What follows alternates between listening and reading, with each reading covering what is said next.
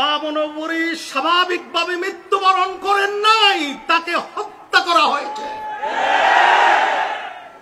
সুস্থ সুঠাম দেহের একজন মানুষ শাপলা চত্বরে গিয়েছিলেন, সেখান থেকে তাকে গ্রেফতার করা হয়েছিল। আল্লাহর বান্দা মৃত্যু পর্যন্ত আর হুইল চেয়ার ছাড়া চলতে পারে না, অটল করে দেওয়া হয়েছিল। এরপর তথাকথিত করোনার টিকা, পৃথিবীতে অনেক ধরনের টিকা রয়েছে।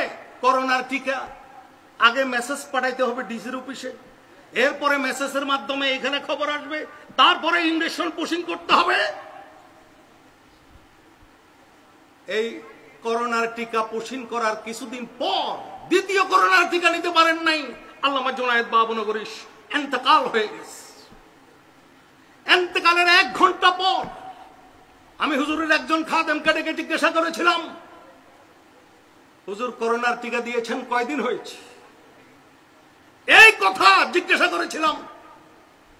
এরপর আমি দুপুরে খানা খেতে বসেছি, ওসি রফিক আমাকে ফোন করে বলেছেন,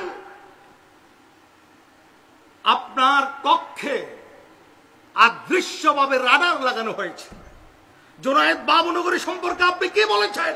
খবরদার, এমন কথা যদি আপনি বলেন আপনি সাবধান হয়ে যান। এই জন্য আমরা বলতে পারি জুনায়েদ বাবনগরী স্বাভাবিক মৃত্যুবরণ করেন নাই, তাকে হত্যা করা হয়েছে। আজ থেকে তার নামের শুরু দিয়ে থাকবে আপসহীন শহীদ জুনায়েদ বাবনগরী।